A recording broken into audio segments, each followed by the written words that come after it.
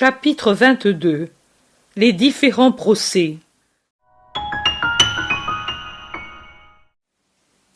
Jésus entre au prétoire au milieu des 10 lanciers qui forment un carré de hallebardes autour de sa personne. Les 2 centurions vont en avant. Jésus s'arrête dans un large atrium au-delà duquel se trouve une cour que l'on entrevoit derrière un rideau que le vent déplace. Eux disparaissent derrière une porte. Il rentre avec le gouverneur vêtu d'une toge très blanche sur laquelle il y a pourtant un manteau écarlate. C'est peut-être ainsi qu'ils étaient quand ils représentaient officiellement Rome. Il entre indolemment, avec un sourire sceptique sur son visage rasé. Il frotte entre ses mains des feuilles de cédrat et les flaire avec volupté. Il va vers un cadran solaire et se retourne après l'avoir regardé. Il jette des grains d'encens dans un brasier placé au pied d'une divinité. Il se fait apporter de l'eau de cédrat et se gargarise. Il regarde sa coiffure toute bouclée dans un miroir de métal très propre. Il semble avoir oublié le condamné qui attend son approbation pour qu'on le tue. Il ferait venir la colère même à des pierres. Comme l'atrium est complètement ouvert par devant et surélevé de 3 hautes marches sur le niveau du vestibule qui s'ouvre sur la rue déjà surélevée de 3 autres marches par rapport à celle-ci, les Hébreux voient tout parfaitement et frémissent, mais ils n'osent pas se rebeller par peur des lances et des javelots. Finalement, après avoir marché en long et en large dans la vaste pièce, Pilate va directement en face de Jésus, le regarde et demande aux 2 centurions : « Celui-ci » ? « Celui-ci. » « Que viennent ces accusateurs ?» Et il va s'asseoir sur un siège placé sur une estrade. Sur sa tête, les insignes de Rome s'entrecroisent avec leurs aigles dorés et leurs sigles puissants. Ils ne peuvent pas venir, ils se contaminent. Cela vaut mieux. Nous épargnerons des fleuves d'essence pour enlever l'odeur de bouc à l'endroit. Faites-les approcher au moins. Ici, dessous, et faites attention qu'ils n'entrent pas, puisqu'ils ne veulent pas le faire. Cet homme peut être un prétexte pour une sédition. Un soldat s'en va porter l'ordre du procurateur romain. Les autres s'alignent sur le devant de l'atrium à des distances régulières, beaux comme 9 statues de héros.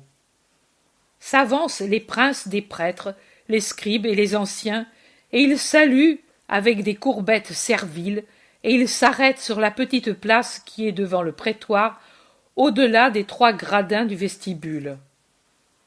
Parlez, et soyez brefs. Déjà, vous êtes en faute pour avoir troublé la nuit et obtenu par la force l'ouverture des portes. Mais je contrôlerai. Et mandants et mandataires répondront de la désobéissance au décret. Pilate est allé vers eux, tout en restant dans le vestibule. Nous venons soumettre à Rome, dont tu représentes le divin empereur, notre jugement sur celui-ci. Quelle accusation portez-vous contre lui ? Il me semble inoffensif. Si ce n'était pas un malfaiteur, nous ne te l'aurions pas amené. Et dans leur désir violent d'accuser, ils s'avancent. Repoussez cette plèbe, 6 pas au-delà des gradins de la place. Les 2 centuries aux armes. Les soldats obéissent rapidement en s'alignant 100 sur le gradin extérieur le plus haut, avec le dos tourné au vestibule, et 100 sur la petite place sur laquelle s'ouvre le portail d'entrée à la demeure de Pilate. J'ai dit portail d'entrée. Je devrais dire andron ou arc de triomphe, parce que c'est une très vaste ouverture bornée par une grille, maintenant grande ouverte, qui permet d'entrer dans l'atrium grâce au long couloir du vestibule large au moins de 6 mètres, de sorte que l'on voit bien ce qui arrive dans l'atrium surélevé. Au-delà du vaste vestibule, on voit les figures bestiales des Juifs qui regardent menaçantes et sataniques vers l'intérieur, qui regardent au-delà de la barrière armée, qui, coude à coude, comme pour une parade, présentent 200 pointes de lance aux lâches assassins. Quelle accusation portez-vous contre lui? Je le répète. Il a commis un crime contre la loi des pères. Et vous venez me déranger pour cela? Prenez-le, vous, et jugez-le selon vos lois. Nous ne pouvons pas mettre quelqu'un à mort, nous ne sommes pas savants. Le droit hébraïque n'est qu'un enfant déficient devant le droit parfait de Rome. Comme ignorants et comme sujets de Rome, notre maîtresse, nous avons besoin. Depuis quand êtes-vous miel et beurre? Mais vous avez dit une vérité, ô maître du mensonge. Vous avez besoin de Rome, oui, pour vous débarrasser de lui qui vous gêne. J'ai compris.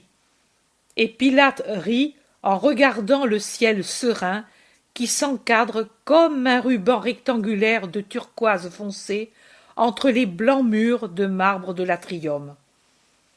Dites, en quoi a-t-il commis un crime contre vos lois? Nous avons trouvé qu'il mettait le désordre dans notre nation et qu'il empêchait de payer le tribut à César en se disant le Christ, roi des Juifs. Pilate retourne près de Jésus qui est au milieu de l'atrium, laissé là par les soldats, lié mais sans escorte, tant apparaît nettement sa douceur. Et il lui demande « Es-tu le roi des Juifs » Le demandes-tu de toi-même ou parce que d'autres l'insinuent? Et que veux-tu que m'importe ton royaume? Suis-je juif, par hasard? Ta nation et ses chefs t'ont livré pour que je juge. Qu'as-tu fait? Je sais que tu es loyal. Parle. Est-ce vrai que tu aspires à régner? Mon royaume n'est pas de ce monde. Si c'était un royaume du monde, mes ministres et mes soldats auraient combattu pour que les Juifs ne s'emparent pas de moi. Mais mon royaume n'est pas de la terre, et tu sais que je n'aspire pas au pouvoir. C'est vrai, je le sais, on me l'a dit, mais tu ne nies pas que tu es roi. Tu le dis, je suis roi. C'est pour cela que je suis venu au monde, pour rendre témoignage à la vérité. Qui est ami de la vérité, écoute ma voix. Et qu'est-ce que la vérité? Tu es philosophe? Cela ne sert pas devant la mort. Socrate est mort quand même. Mais cela lui a servi devant la vie, à bien vivre et aussi à bien mourir, et à entrer dans la seconde vie sans avoir trahi les vertus civiques. Par Jupiter! Pilate le regarde un moment avec admiration, puis il reprend son sarcasme sceptique. Il fait un geste d'ennui, lui tourne le dos et revient vers les Juifs. Je ne trouve en lui aucune faute. La foule se déchaîne, prise par la panique de perdre sa proie et le spectacle du supplice. Elle crie « C'est un rebelle, un blasphémateur. Il encourage le libertinage. Il pousse à la rébellion. Il refuse le respect à César.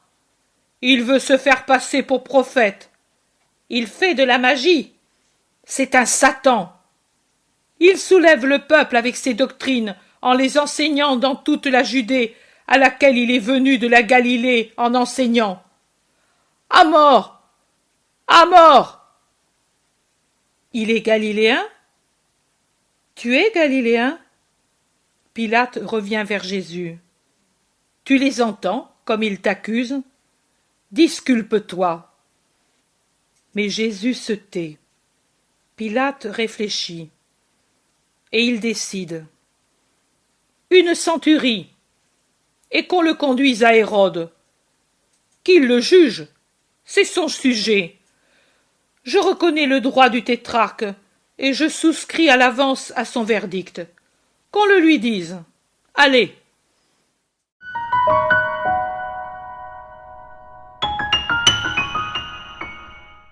L'intérêt pour les écrits de Maria Valtorta ne cesse de grandir. Et les fruits récoltés, vocation, conversion, sont immenses. Visionnaire de la vie du Christ, de la conception de Marie jusqu'au début de l'Église, sa description des personnages, de leur psychologie, la précision des lieux où ils évoluent, des coutumes et mœurs de l'époque, est proprement sidérante et à ce jour inégalée.